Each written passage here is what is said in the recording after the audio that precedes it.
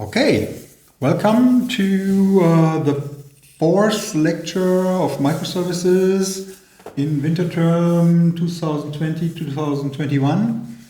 And I would like to start with some recap of assignment 3. I'm overall pretty happy with the things I have seen on the grading sessions in Discord. Most solutions were pretty fine, so you're up to the topic and it seems to work. Well, after all, I have seen some problems. There is some problems with people who are coming in late. That's fine, you can catch up with the system. But especially some people from Douala, they seem to have problems with the style of the lecture. And I'm not so much used to this thing that I would call test-driven design or test-driven software development. So we do this thing in TypeScript. And TypeScript has quite a number, you can call it powerful features and possibilities, or you can call it a lack of type checking, whatever you would like. You can do, the thing is there's so many places in your code where you can do very sophisticated and fancy things that can do amazing tricks. But for beginners, as most of us are, these amazing tricks are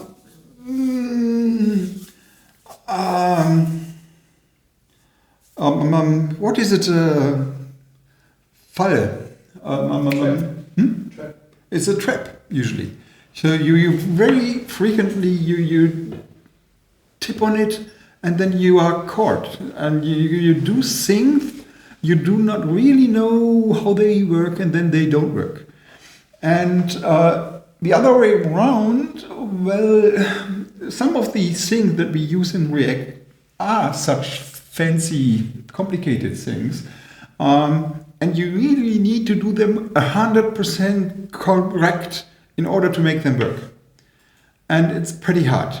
And if you do something, a minimal thing, mything, then it doesn't work at all and you have no idea why. And the idea of test-driven software development is that you actually start with this Cypress test and then you code one piece of functionality after the other.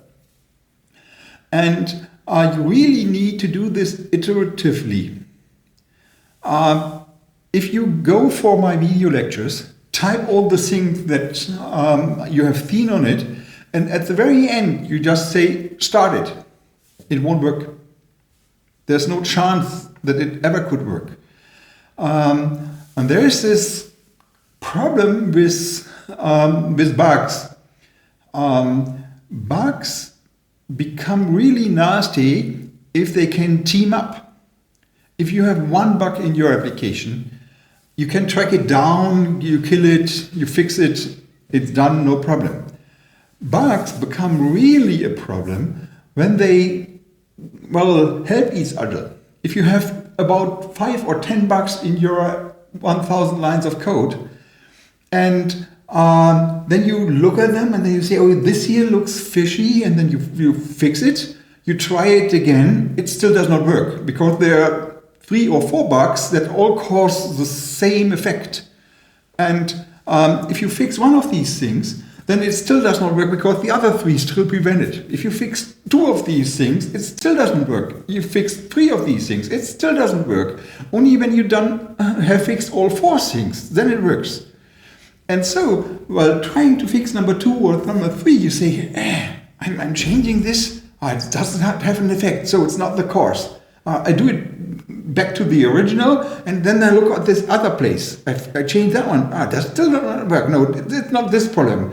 Go back. And then you can do that forever. So the trick in dealing with these kinds of problems is to attack them one by one, split them up, separate them. And this is achieved by iterative software development. You really need to add one small piece of functionality, one thing at a time, and then you directly test it. And then you add the next thing and test it. And then you add the next thing and test it. And go on and go on and go on. And you do not add 5 features at once. That is not working. And you need to stick to this. And especially in languages like TypeScript, where the compiler does as a great job as in Java. In Java, if the compiler does it, then, well, most things are right.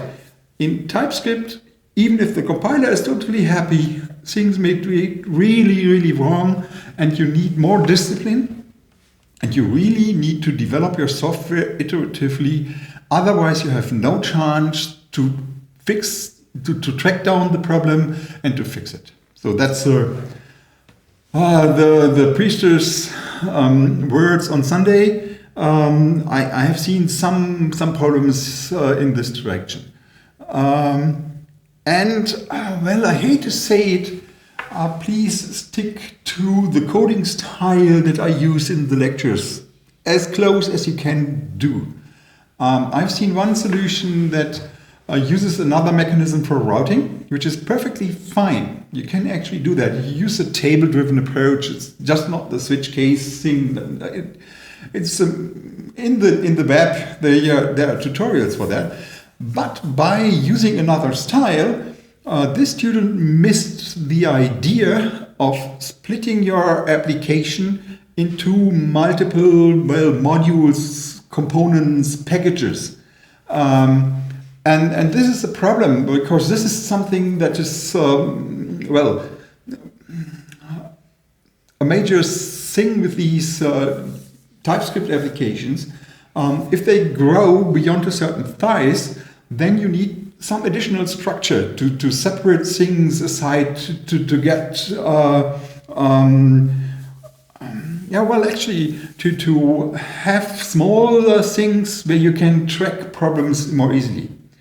And so by putting up this large table of all the pages, that student was missing the idea that the sub-pages of main should be in a different, module, handled in a different module than the original ones, than the user pages.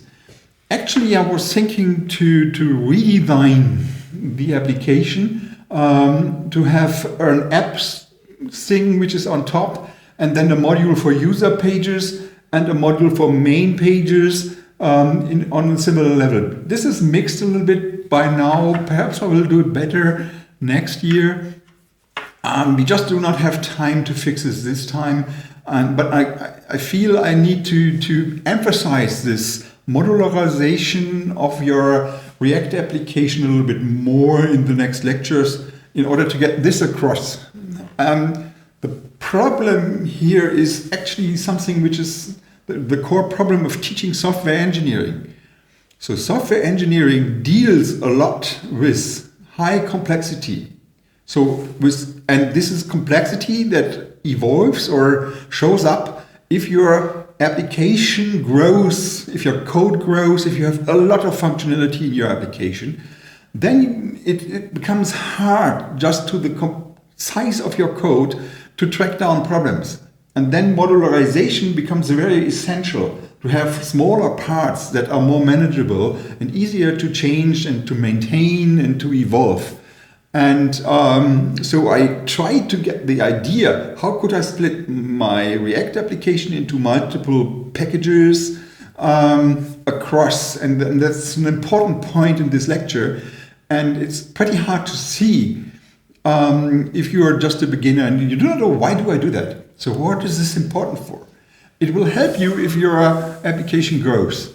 So later on you really need that. And if you do it wrong in the beginning, then you have a rough time to get out of it.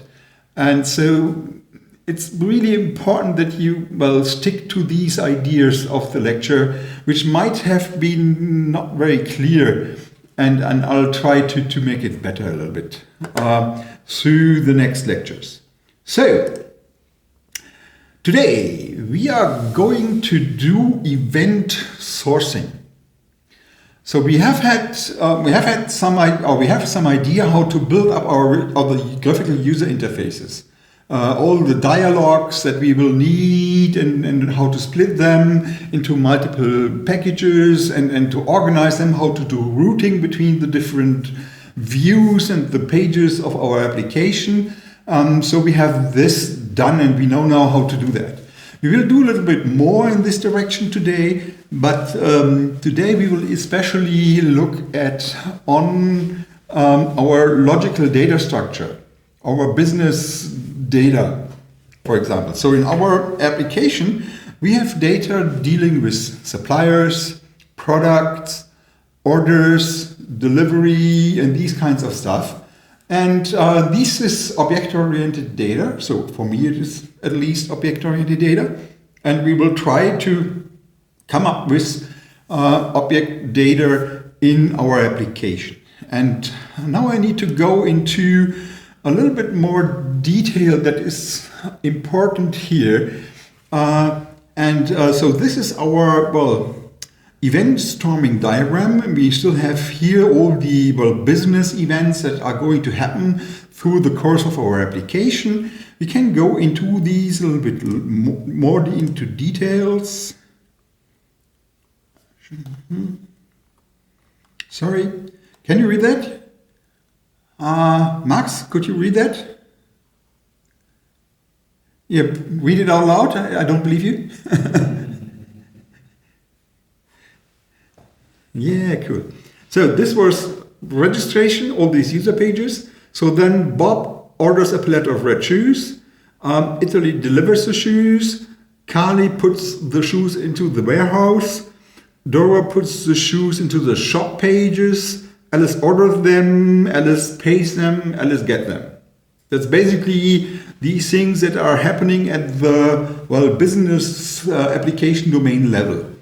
And then we have had some more details to this user registration. It is Bob Warehouse. This is this white, yellow, or sticker here, sticky note that tells this is a person, Bob Warehouse.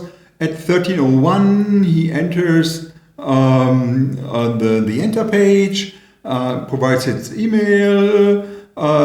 Because we do not know this yet, we sent him to register. At 13:02, he registers with name and password, presses OK, and so now he is logged in. At 13:10, he is now on the main page, so it's still Bob, just another scenario. That one that is ordering a pallet. He goes for orders, and he gets main orders edit. And he could go back to the orders page, and he actually provides an order ID, a product ID, and a supplier ID, and how many shoes he wants. And presses OK. So this now will create a bunch of data. Actually, I have omitted some steps. You need to add the product to your data and the supplier to your data beforehand. We will see it in our application code soon. But once you have done this, you have a lot of data. And this data will be represented in YAML. And I will actually do a little bit larger to have this very clear. So once Bob has actually filled in all the data, all the dialogues for this order, for ordering shoes, we will have 3 objects, actually 4, in our application. The first object, this one here, come on, this one here, is a product. A product has two fields, a barcode and a name. The barcode is something that is printed on the boxes. It's product 42 shoes. And it has a name, cool shoes. It should be red shoes after all. Yeah, let's have red shoes. Well, actually, I have no picture of red shoes. And yeah, we will see. And so we use a notation which is inspired by YAML. Who knows YAML? Yet another markup language? Who of you uses JSON, JavaScript object notation? Okay, so YAML is a lot like JSON, but without the curly braces. And instead, a new object is starting with a dash, and then there is tags and values separated by a colon. That's it. So these two tag value pairs form a very first object. So actually, I tend to write down the data in even shorter form by omitting the tags. So if it is clear what I mean, I will just say, okay, this is a vendor, Italy, and Italy is actually the value of the name tag, and because you see this, I do not provide the name colon thing here. And this is the email of this supplier, and I do not show email colon in front of something which is obviously an email too. So I omit these additional tags in order to have smaller, or to use less space and to provide less details and to make it easier to read these things. And this is our order. It has O dot and then 1314, which is the time tag timestamp after all. And we order product 42 shoes, and okay, there should be a dot. And we order from Italy, and we order 42 pairs. And well, Italy, we should actually have done shoes at Roma.it, but well, if I put that here, the line will become too long for this node and it wouldn't fit in the space, and therefore I just use a shorthand. As long as it's clear to you, it's all fine. So, until now, we were dealing with our React application only. So it was only Bob in the React application and going through some dialogues and well, collecting a certain amount of data. So next week we will go and send this data to our web service. So we will introduce another player, another program running on a different computer in a different memory space. And this will be the warehouse service. Actually, it should be the warehouse service. We have only one, so it's clear which one is meant. And so this is running on a cloud server or something somewhere, probably on Heroku later on. And this is the thing where our React application, which runs in the browser at a tablet that Bob is carrying around in our warehouse. And we would like to send all the data that Bob has entered to this warehouse. And I use this kind of arrow,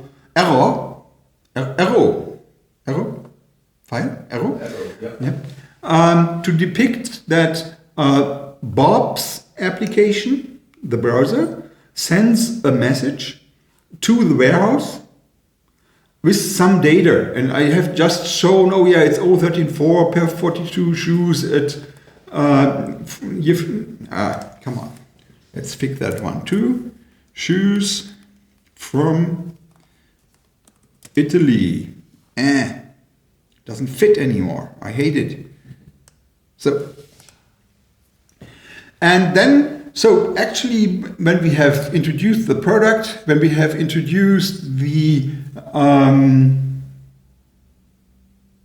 let me say, the supplier, it will have sent data to the warehouse service too, and then after that at 13.16 the warehouse service actually knows about shoes, knows about Italy, and knows about this order. So the very important thing, there are two different programs. One is the React client running in your browser, and one is the servers or the server running somewhere in the cloud, and those share data or exchange data. And exchanging data between different programs is a damn complicated thing in software engineering. Actually, having multiple collaborating programs, having a distributed system is a very, very complex problem in software engineering and in software design and in software development. And you can get a lot of things wrong. One problem is that there might be another employee at our warehouse. So it's not only Bob, but it's also Ali or Andreas or Maurice. And they work in parallel. Each of them have a device, a tablet running on Android or something like that, and they are walking around and they actually all day hammering data into our app, into their personal React application, and then they all send it to the service. And now the service speaks to 3, 4, 5, 10 different people, and they all send them data with new orders. And so the service has the task, to provide a common data state, object state, where all these different peoples share or work on or collaborate on. And collaborating on complex data, that's actually a big problem. So we are back to domain-driven design. And actually it's Eric Evans who has described this problem in quite a detail. How do multiple applications collaborate on complex data? And one solution therein is you should use event sourcing. And that is what I'm going to propose today. And event sourcing has been more refined by Vaughan Vernon. I have no idea how to pronounce his name. So Vernon actually provided in his book a much more detailed explanation of how to implement event sourcing in a sound way. If you do not have these books in your library and you do not want to buy them, just Google for the title or for the authors, and you will find a lot of blog articles, you find Wikipedia stuff, you find all kinds of information in the web. You just Google a little bit for them and you will get all the details. Okay. What we do here, oh my God, is this small?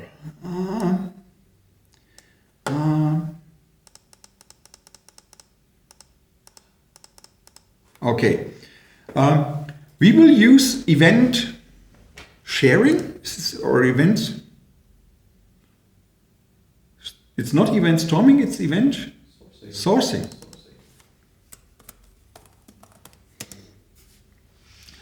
And we use actually commutative event sourcing, which is somehow an invention by Sebastian and myself. Which is another step in using event sourcing in a special way that allows to support collaboration of multiple users even better. And there we use two laws. And the first one is overwriting. It's no longer idempotent, it's overwriting. And the second law is commutative. And we will achieve this in have methods, get or create methods, and get from methods that I'm going to explain today. So, I will show you a certain style of implementing event sourcing with a certain set of operations that do, well, look very simple, but there is a lot of development work behind these. And be cautious. If you deviate from the implementation of these things, you will mess up. And the problem is it will work for this week, but as soon as we actually have multiple people collaborating on one service, then there will be problems. So you need to get this right this week in order to be able to do the things in the next 2 weeks. And some of these things may look pretty, well, arbitrary to you, and why couldn't we do it simpler? Please stick to the lectures. Stick to the code style that I show you. There are good reasons to do that will reveal themselves next week or the week after that. You need to do it right this week or you will struggle next week. So please follow my lead. Hey, that was quite an introduction. So, how did I do that? Where's the warehouse? Here it is. I have run the example again. Okay. And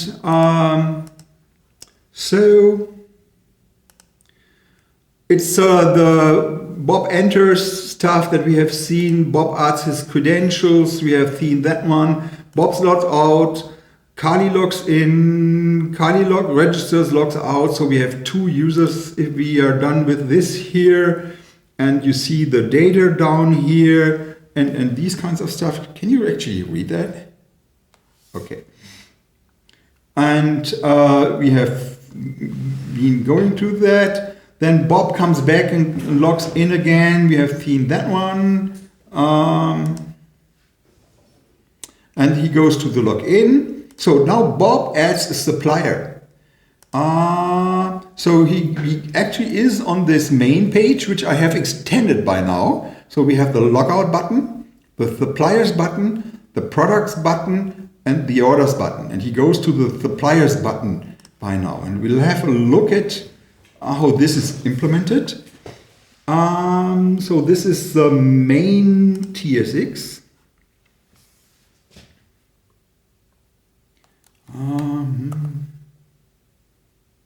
This is a good size, isn't it? Yeah. So this is the main TSX, and there is the suppliers page, and we have a look at it. So main has now these additional things. Let's go there. Okay, main has the render method of main has been extended. It has the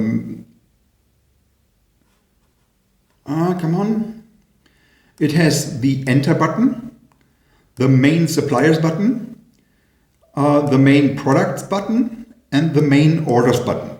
I think we have had the suppliers, I have added the products and the orders, and we will go through these in detail.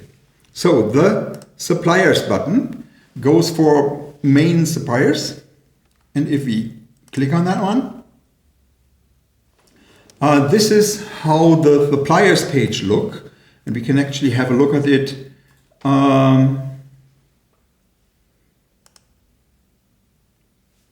No.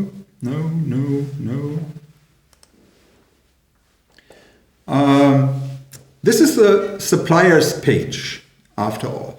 It has a button on the top to go back to the main page, and then it has just the title of the page and one button here so far which says please let me add a new supplier.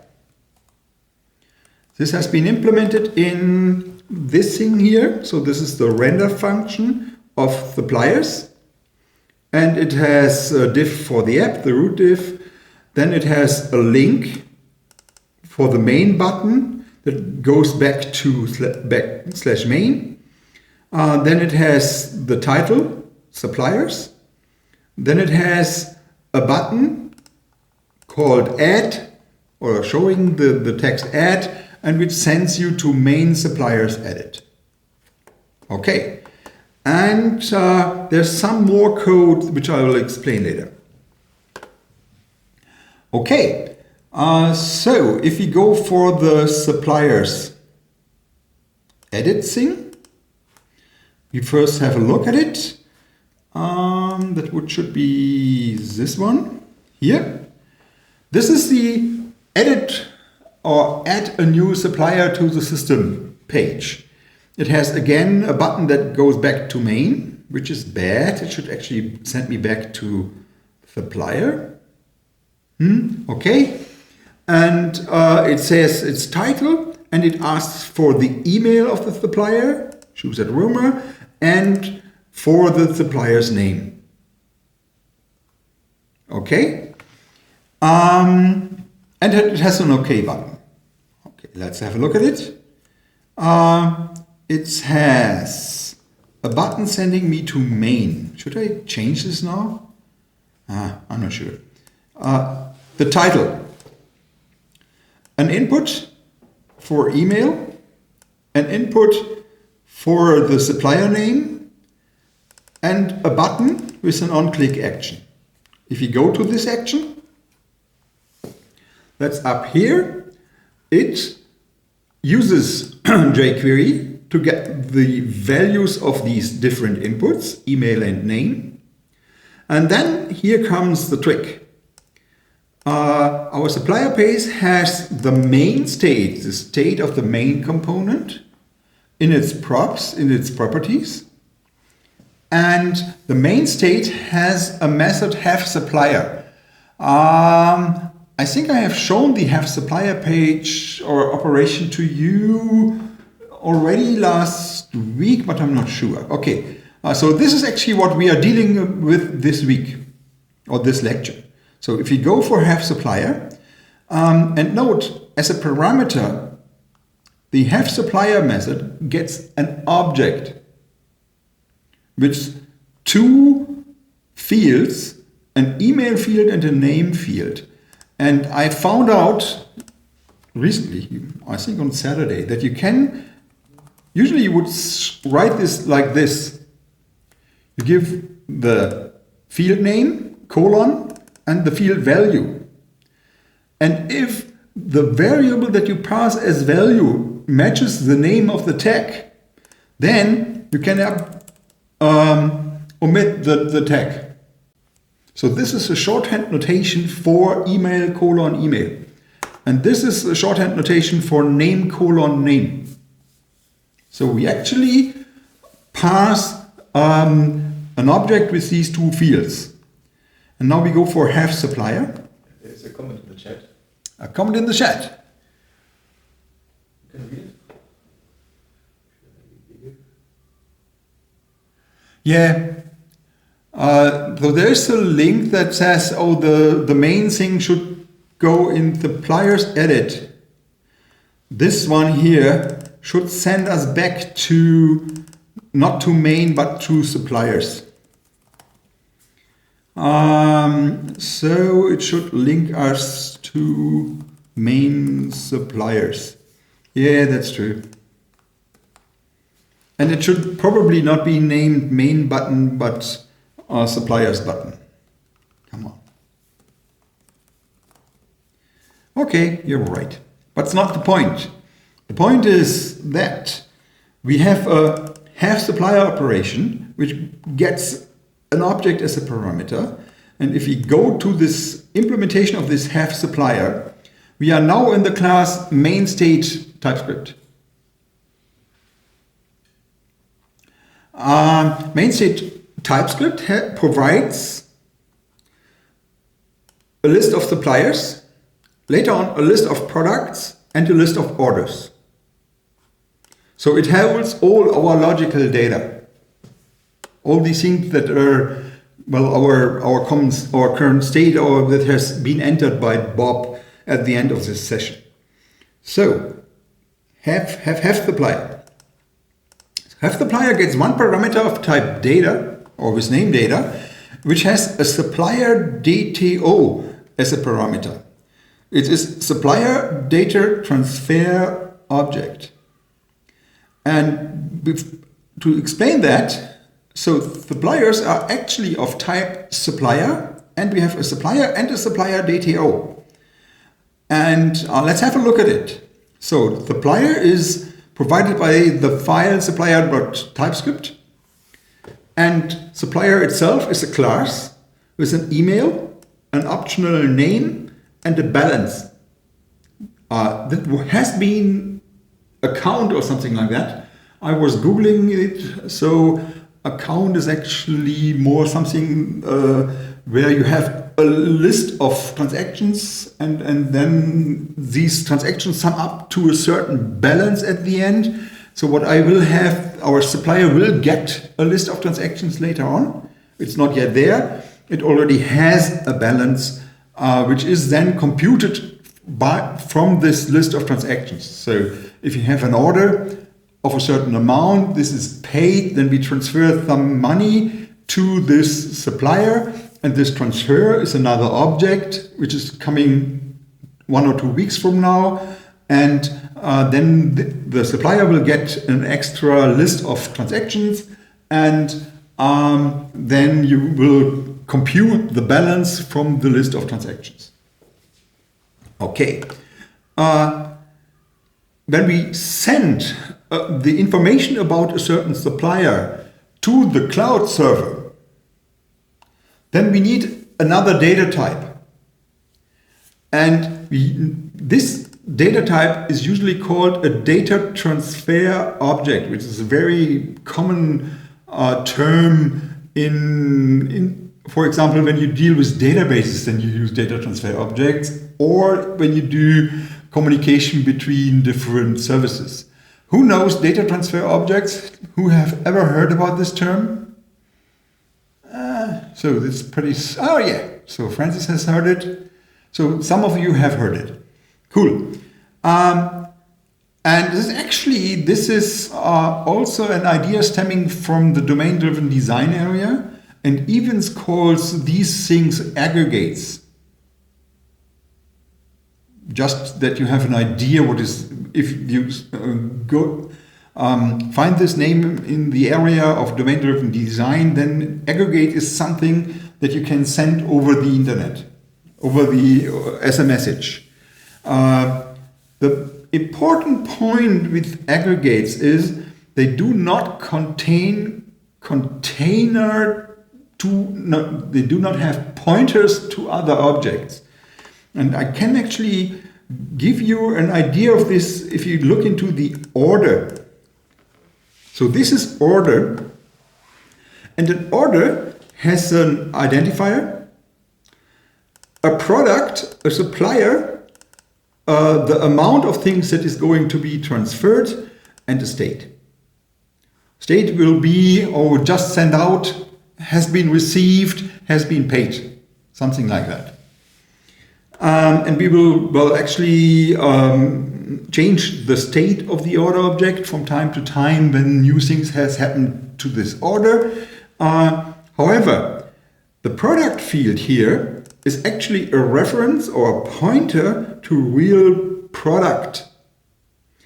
And here we use a real product supplier object. So these are references.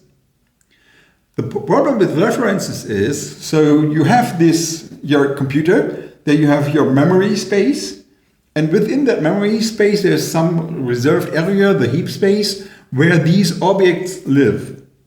And actually the pointer to such an object is, after all, the memory address where this object is living in your main memory.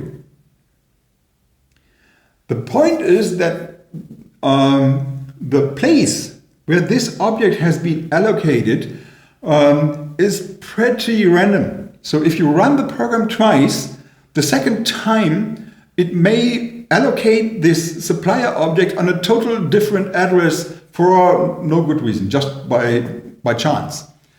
And so if you have two programs that both have a supplier object for Italy, they very likely will have it on a different address.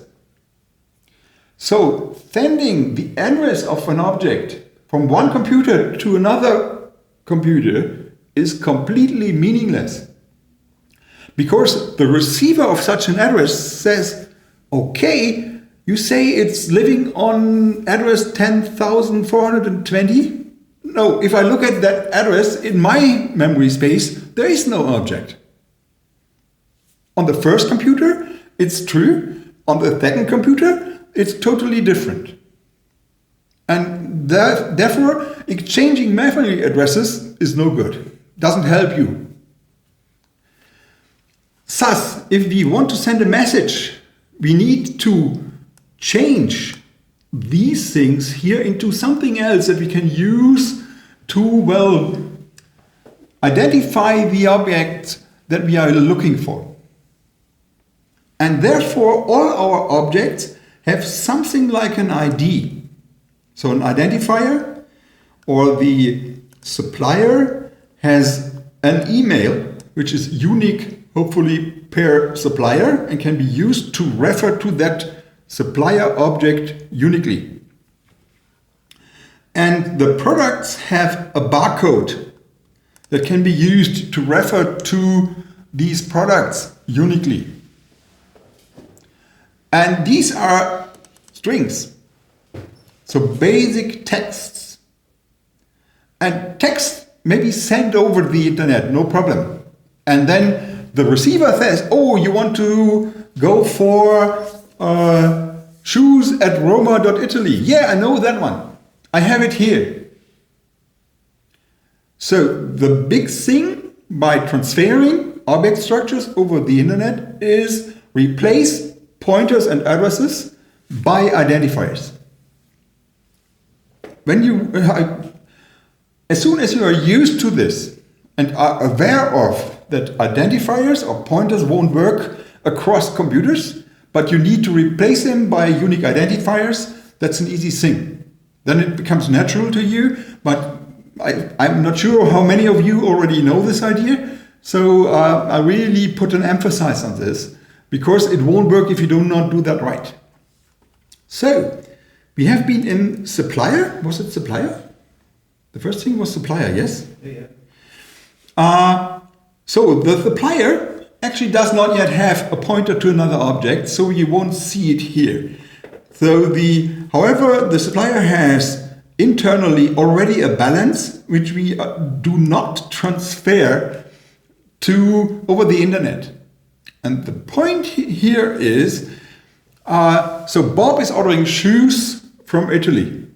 So assume that Maurice on another computer at the same time orders boots from Roma, Italy, from the same vendor. So then you have two transactions that both modify this balance after all later on. At a certain point of time, we will book the amount of money to the balance. And if this is done on two different computers, and then so Bob sends, oh, the balance is now 1,000 euros or a dollar or whatever. What is the currency in Douala, in Cameroon? What is your currency? You need to unmute you or put it in the chat. Francis? Okay. Please tell me, what is your currency?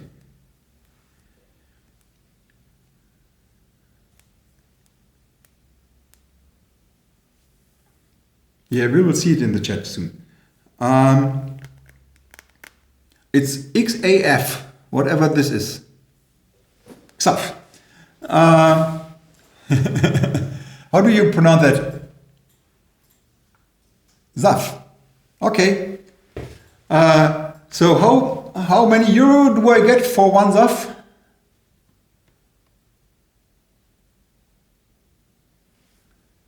What is the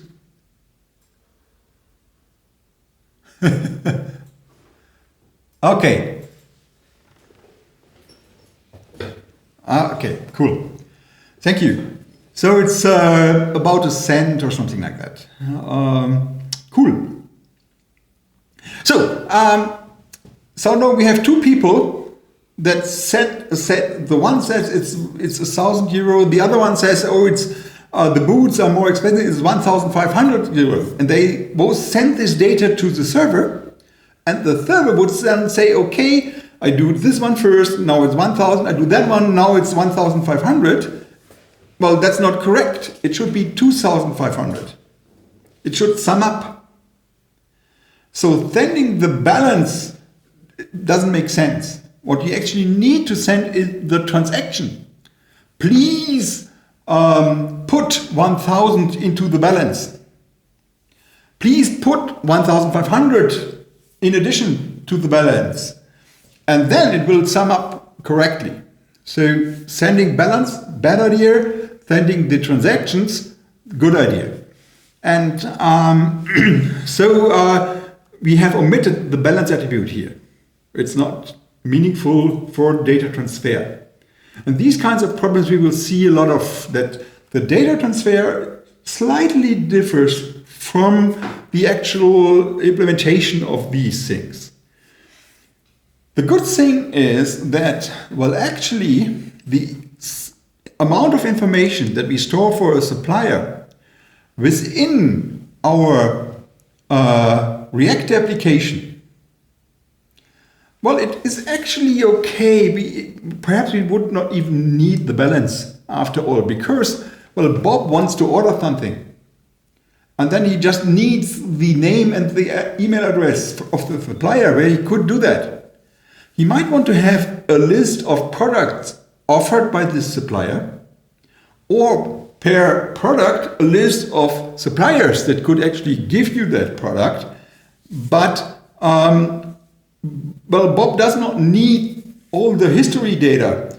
So what did we order by this supplier last week?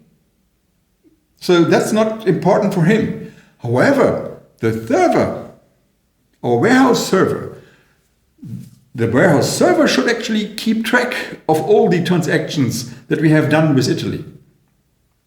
So the point here is that the data model and the amount of data that we store in the service and that we store in the client may differ.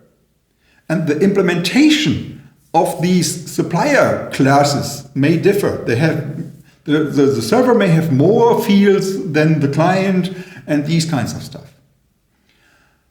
However, both of them use the same data transfer object type in order to communicate.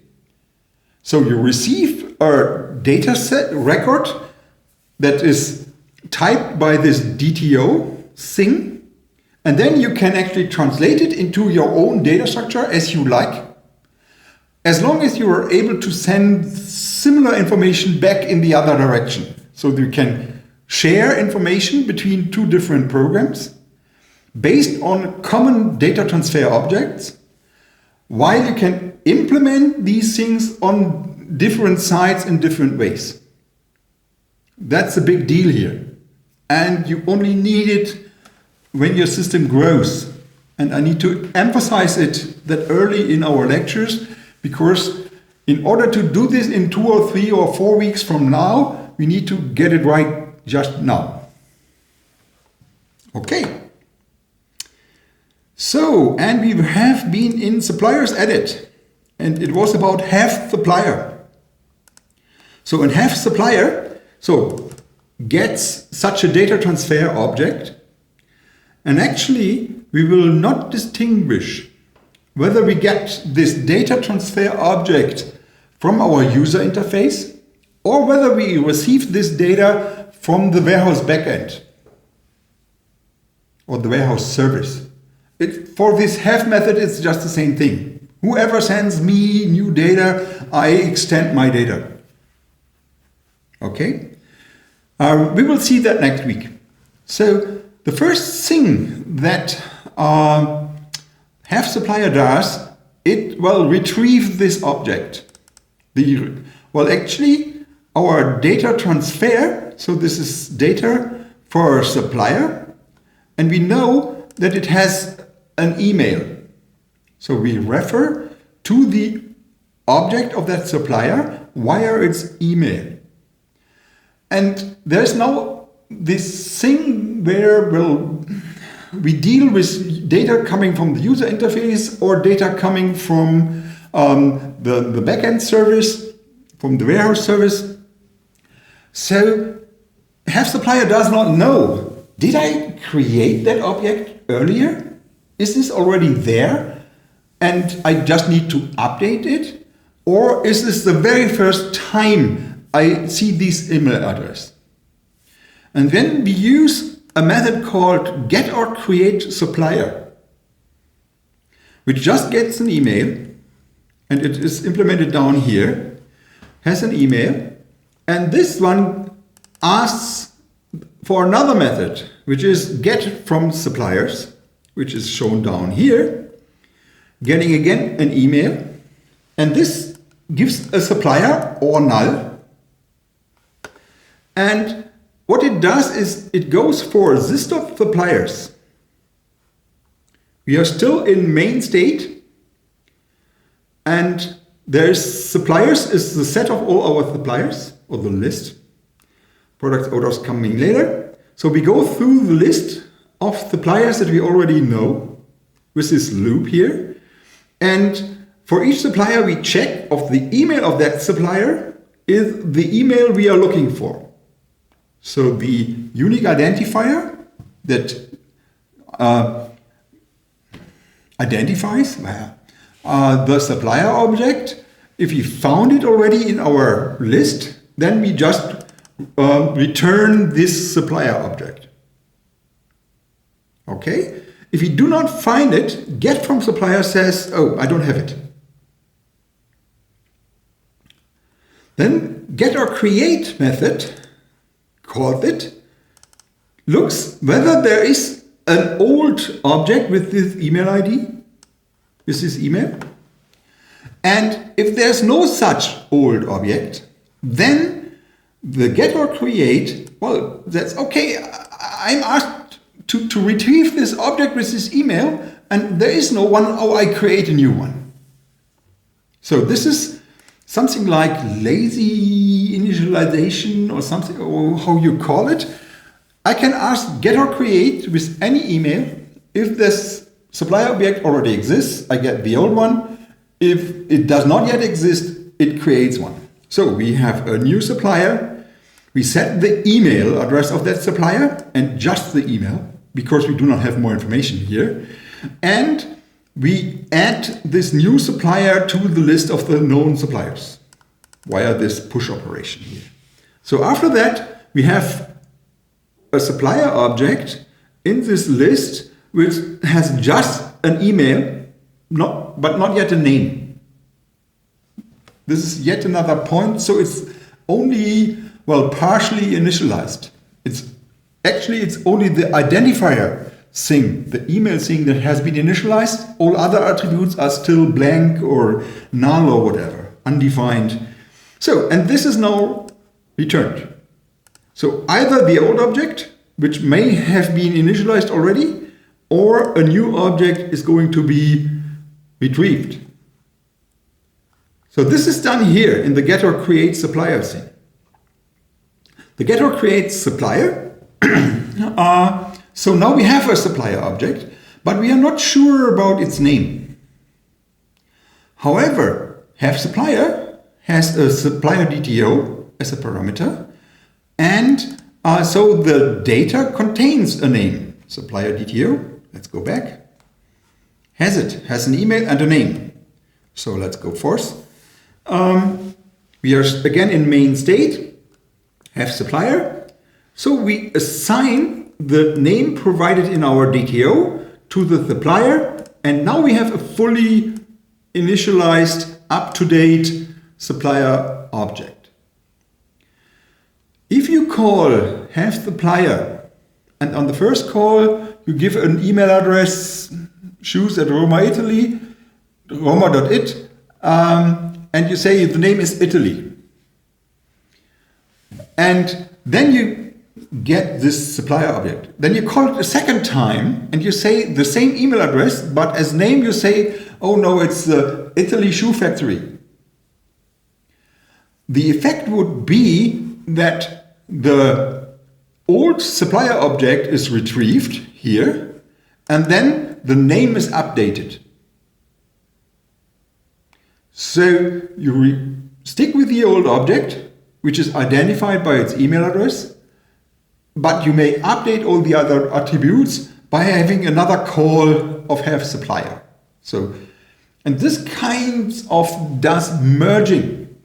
So if two different people, Bob and Maurice, add this supplier concurrently, and one says, oh, it's shoes at Roma.it, and the name is Italy, and Maurice sent, and Maurice does, oh, it's shoes at Roma.it, same email address, and the name is Italy Factory. Then those two messages will arrive at the backend service, one after the other, and then they will both be applied, and the second message will overwrite the first message. And this is what we call events are overwriting, or messages are overwriting. However, at the end, we will have a consistent, valid supplier object. And in this case, the last edit wins, so the one who sends this data later, that will be the data that is the final data in our service, in our backend. We will discuss this later on next week. After all, for now you just say, because we do it this way, multiple people can send these messages, and the server is able to, merge the effects and to come up with a consistent state in the backend, which reflects the latest edits. Okay? And so multiple people can work concurrently on the same data. That's the point here. Here's another question. Should get or create supplier and get from supplier be private? Who cares? So no, actually the get or create will be used on other places too. And I'm not sure about get from now.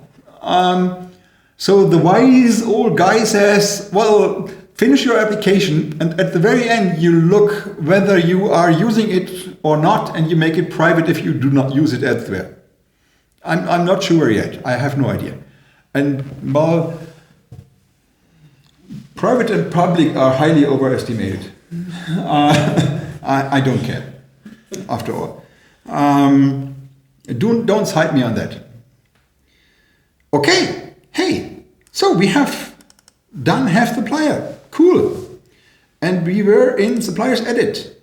Here, so this one is now doing. So at the end, we have a supplier with the right email and the right name.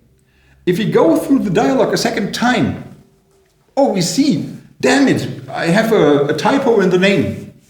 I go to the dialog again, add a supplier with the same email, but now the corrected name, send it again, and that will actually, update the old supplier object.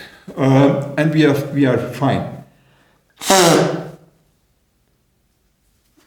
What we will implement next week is, as a side effect, our have method will send an event to the service, to the backend service, in order to update the backend service too. So the same have supplier command that we are using here is going to be executed on the backend service too, and thereby the front end and the backend are synchronized. That's the whole idea that we are heading to.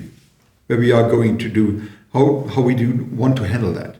Okay, fine. And we go back to the suppliers page. And this should be here. So there's shoes at Roma.Italy. Then we add a supplier, type Italy. We press OK. Click it here, and then we are in OK. Suppliers again. And you know that this is a page where I can go back to main. It's the suppliers page, which has this add button here. And now it shows Italy at shoes at Roma.Italy. We'll have a look at that one. And this is the suppliers TSX. That one. There was this render thing here. And there was this weird stuff down here. Sorry.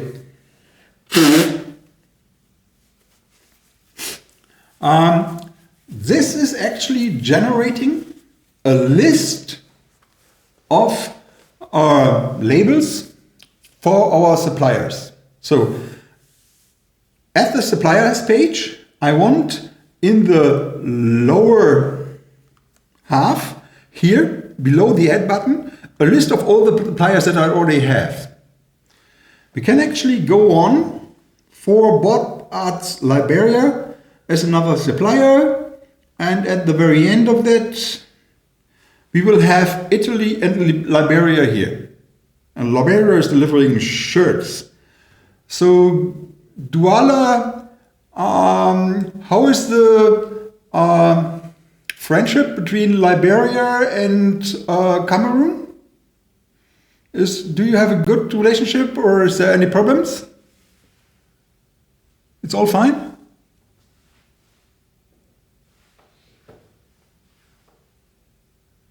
Yeah. So the sound is very bad. Could you put it in the chat?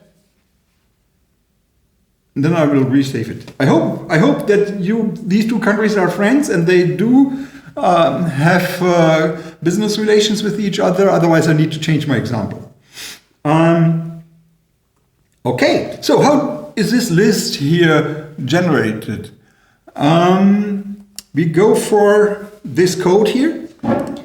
So this props main state should be clear. Suppliers is the list of suppliers in main state. And then there comes this map thing here. Map is a function that iterates through this list here, and to each element it applies another function which is passed as a parameter. And so this thing here is actually a function.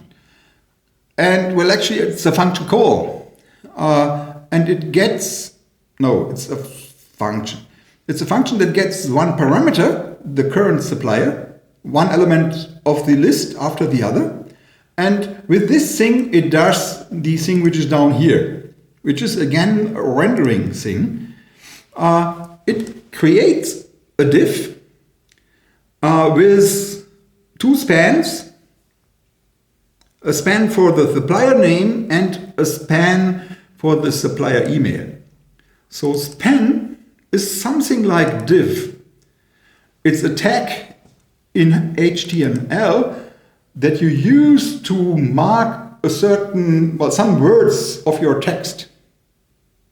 So if you have a line of text or multiple lines of text, you can say span starting, span ending, and then you can apply something like changing the font color, changing the font size, make it bold, make it italic, emphasize, and these kinds of things. So you can apply, let's say, styling to a certain fragment of a line of text. And div is pretty similar, but a div is usually a block which covers the whole, goes from the left end of the screen to the right end of the screen. You've got the full size of the screen, while span is within one text line. Yeah, that's how as I can say it. So, actually, if you put it this way, so the first thing what you get is the name of our supplier, and the second thing is the email of our supplier. Okay? Actually, if you do it like that, those two things would be, well, stick to each other very closely. There would be no space separating those two spans, which is quite bad. And so we need some styling to get that one right. And just for completeness, I show you that styling. And I think I have done it in index CSS. It's here. It's this block thing. So cascading style shields are provide layouting information for our whole application. And this one says every div should have a margin of 12 points. And this one says every span should display as an inline block, whatever this makes, that should have a width of 80 pixels. So this one actually says do a space of 80 pixels. And within that space, the text should be centered. I use this to get to something like a table in our HTML text. Without inline block, you cannot use width on span. Yeah, that's it. Cool. There was a comment in the Zoom. Okay, here we are. Let's close that one. This one has not been saved so far. I lost track. We are in suppliers. Suppliers. Okay. So, supplier name, supplier email. Cool. So why this thing here? If you are pretty unlucky, you have a supplier in our list of suppliers that has been created by get or create, but which has not yet been initialized. So the name attribute may be null. So someone has used get or create supplier, but has not used have supplier. And so the name attribute may be null or undefined. And for that case, we just display a question mark instead of this. And this is, so if this is valid, then display it. If it's not valid, show a question mark. We do not need it for supplier.email because email is a mandatory field. We can really rely on that. There's no supplier object without an email. By construction. By the construction of our have, get or create, and get from operations. Okay, very nice. And then there is this weird thing above here. There's a question because... Yeah, there's a question, why should we make it possible to create a supplier without a name? You will see when we see the dialog for orders and how that one is implemented. Just stay tuned, I will explain it very soon. Just this key thing here. This is not mandatory, but it's strongly recommended. The point is that this list of things here might become pretty long. Some 50, 100,000 entries. And as soon as and now you do a change to this list. You may, change the order of elements. Or you may add a new element. Or you may remove an old element. So now, when you do that, React needs to compare the lists of things that is shown and the list of objects that are coming in order to determine which of these things need to be changed. So React tries to do this as minimal as possible. So the easiest thing would be, something has changed on this list, just create totally anew. And then you would recreate 1000 entries, and it would take almost a second. And therefore, you want to avoid that. And you would like to do incremental changes, small changes. And so what React actually does, it goes through the list of objects that need to be rendered, retrieve these keys, and then looks, oh, is this a key I already know? This can be a hash table lookup, very efficient. And then it goes through the whole thing and says, okay, yeah, you stay there, you stay there, you stay there, no problem. Oh, this one is a new key, I add an element. Oh, this one has not been used, I remove it. So the keys here help React to render the list fast. If you do not provide that, you get a warning and your application may be very slow. And therefore you always do that. If you have a list, provide a key. It's a question, it's just a recommendation from React. So how many time do we have? It's just 15 minutes. Hey, we are almost good in time. Let's go back to the web warehouse. So we have add Italy and Liberia by this, and we go for, let's have products, shoes and shirts. We go for the main button, we click on it, and we are in the main page again. We go for products. I think you need to add this to your system. And if we go for that, we see a new page, a button going back to the main page, the product's title and the add button, and a list of known products, which is empty by now. So we click on, just show you the code. It will be products TSX, link to main, products, main on the add button with main products edit. Good old stuff. And here again, this list of products, which are shown by barcode, product name, again the barcode, and an image URL I'm showing to you soon. Okay. If you go through that, we go for the product edit page. Add edit product, barcode, name, image URL. Let's have a look at that one. Products edit. Again, this should leave back to product, not to main. Please change that. Then we have an input for the product barcode, product name, an image URL input, and a send production button. Okay, if you go through that, we will go somewhere here. So it's, come on. It's P42 shoes is the barcode. Cool shoes is the name of the product.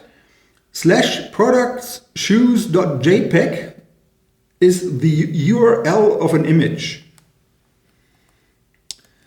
So I would like to have some picture of the products for the catalog later on. And we need pictures. I was thinking to download those pictures from Pinterest or somewhere, Wikipedia, where you could use Creative Commons. So if you download pictures from the internet, and at least if you live in Germany, lawyers will go after you within seconds. There will be some lawyer coming up and sue you for using this image without copyright, for copyright violations. And it will cost you thousands of dollars or euros or whatever. I'm not sure how this is working in Cameroon. It's a major problem, at least in Europe or in Germany. And so you do not use pictures from the internet in your application. You could actually use pictures that are published with Creative Commons. However, I have learned that even Creative Commons pictures may fool you with the license, and you need to, well, cite them properly. And if you do not refer to the original provider of this picture correctly, they come and sue you, you pay a fee. So after looking around for something which would be usable and would have the right license to use it and to dig into the details of the lores of it, I said, no, I do my own pictures. Therefore, I did my own pictures and I put them in public, products, shoes. I just did a photograph of my own shoes, the one I'm currently wearing. It should be the shoes of my wife after all. And I put that file in this web warehouse. Public is actually the folder where you have static content. And then products, because we are in the products area, and then there I just put it in. And my link here, products, shoes JPEG, is, well, resolved by some service I'm not sure about, to go into this products folder and then find this file here. And we will have a shirt later on, which is the famous Wintershauser shirt of mine, which I did another photograph. So be aware, you probably need to do your own pictures for this homework. And then you put them in the public folder of your project, and then you can use them in your website as via these references here. Okay. And if I do that, I press Add Product and I go back to the products sheet here, and here you see the picture in this list, cool shoes, with this barcode, and there's a picture. I'm so proud of it. Okay, so how is this actually programmed? It was products, TSX. This is the main page. That was pretty much the same then for the pliers. And here is this magic thing that does the list. This props, main state products, map product. And one product is shown via a div with a key, product barcode, product name, product barcode, product image URL is rendered within an image tag. And then actually the image is shown, not the text, not the URL that guides you to it. And you probably need to set how big it should be or the size of it, otherwise it would be huge. There's the question where they have to put the images. So when so there's a question: can we create a directory and put all the images in? Well, yes and no. The images need to live in this public folder, which is in your web warehouse. Otherwise, your browser will not be able to show it. You need, in your web warehouse, there is already a public folder, and within that public folder, you create a folder, for example, for products, and there you put the pictures. And these need to be committed to Git. So you need to add it to your GitHub project. By the way, Max was asking me to force all of you guys to publish your solutions to GitHub in order to facilitate or to allow us to have a look at your code. I will rephrase that soon. And we are running out of time, 6 minutes left. We will 11 minutes left. So, okay. Then there was product edit. This is editing a product. Again, the rendering, the main button that should be changed, add edit product, input for product barcode, input for product name, input for image URL. This is a text field. And a send button, pretty much the same thing that we have had, and an OK action. The OK action retrieves the barcode, retrieves the product name, retrieves the image URL, and calls this.props.mainStateHaveProduct with a data transfer object consisting of barcode, name, and image URL. And HaveProduct does this get or create product, does this get from products, get or create product, just the same thing that we did for have supplier. So we are running out of time. You get this. Just do it the canonical way. This is very dumb. Just code it down. It's boilerplate coding. Do it exactly this way. Okay. So let's go on with the demo. Bob orders shoes, finally. So we do the main button, in this product thing that goes back to our main page. Then there's this orders button, we click on it. They get the orders page with the add button and then a list of pending orders. Okay, it's the same structure again. We click on add. We get the add edit order page having ID, where we use a timestamp after all. I will show how this works. A barcode for the product, an email for the supplier, and amount, something like here. Shoes Roma 42. This is how, and then we press OK. So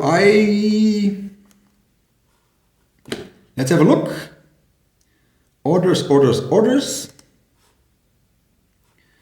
Just the same old thing. Orders, add button, and list of existing orders. I just give this some seconds. You need to stop the video to have a look at it, and you can type it the same way.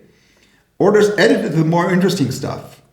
And here is the render thing of orders edit, add edit order, input for the order, input for the barcode, supplier, amount, button.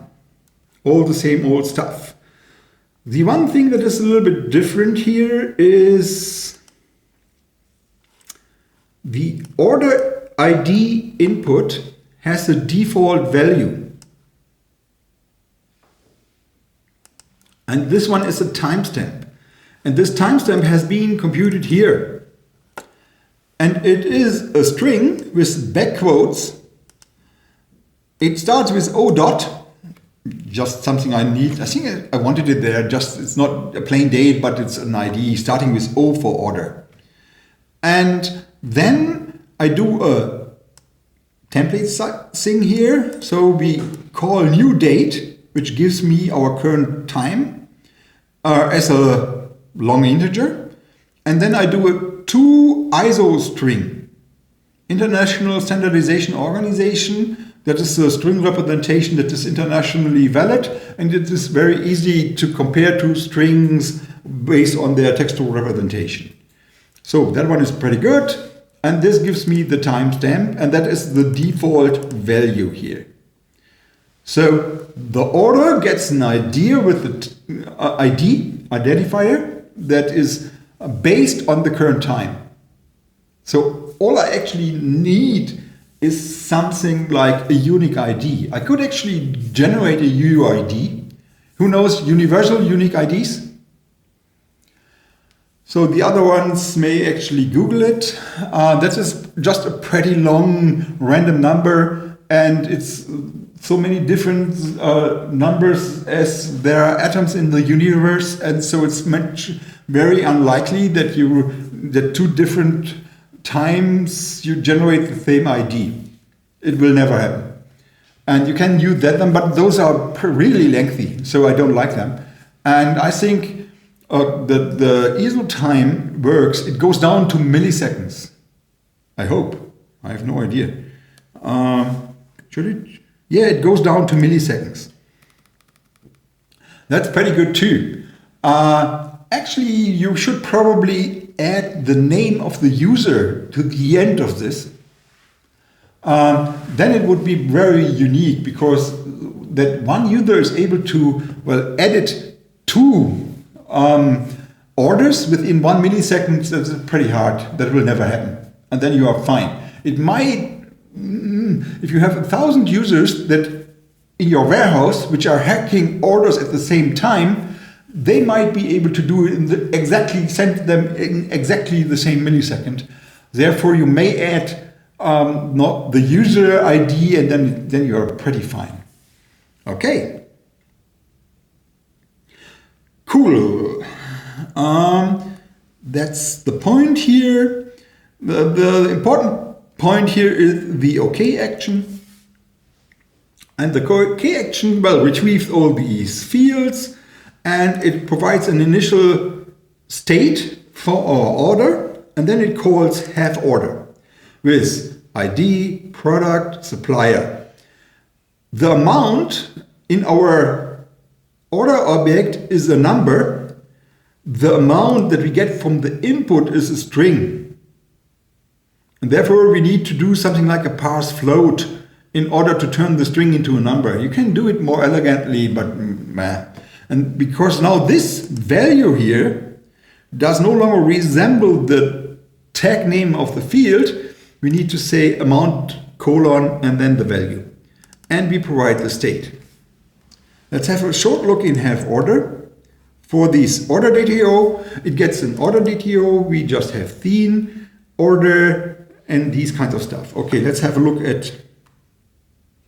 So it is. It's hard. It does a get or create order to provide the correct order. And down here comes it. It does a get or create product to get the product object that we would like to store in our order. So the order data has product as a string. The order itself has product as a product. Okay?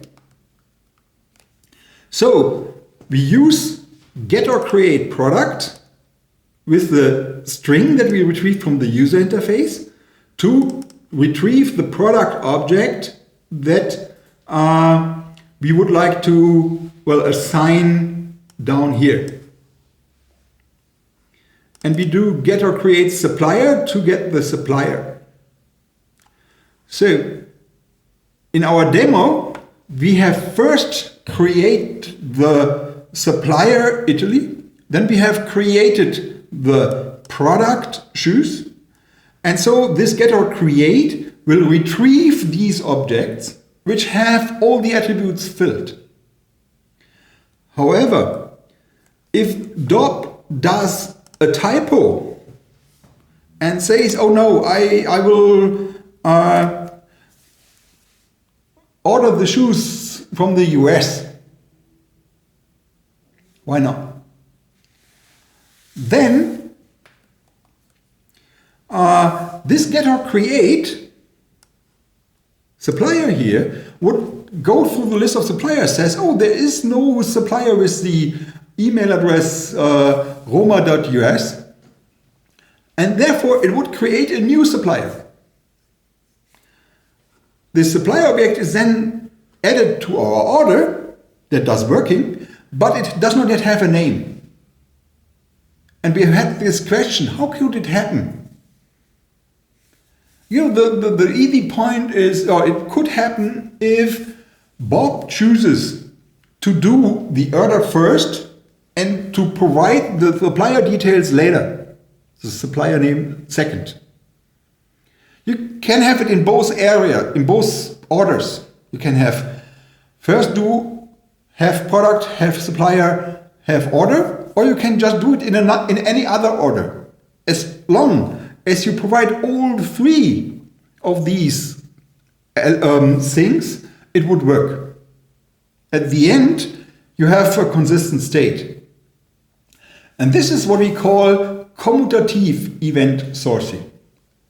The order in which you apply these have commands does not matter. You can have them in any order. It's commutative.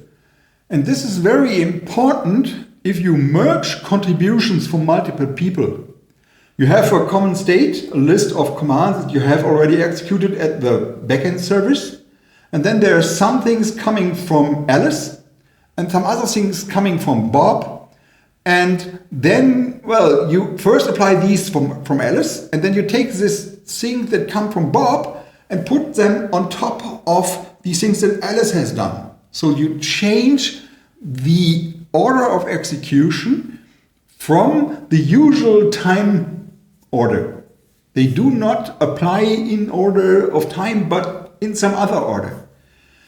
And to make that work, you need to implement these have operations in the way I have shown to you. And you have to guarantee that the execution order does not matter. Well, at the user interface, you might want to prevent such a thing.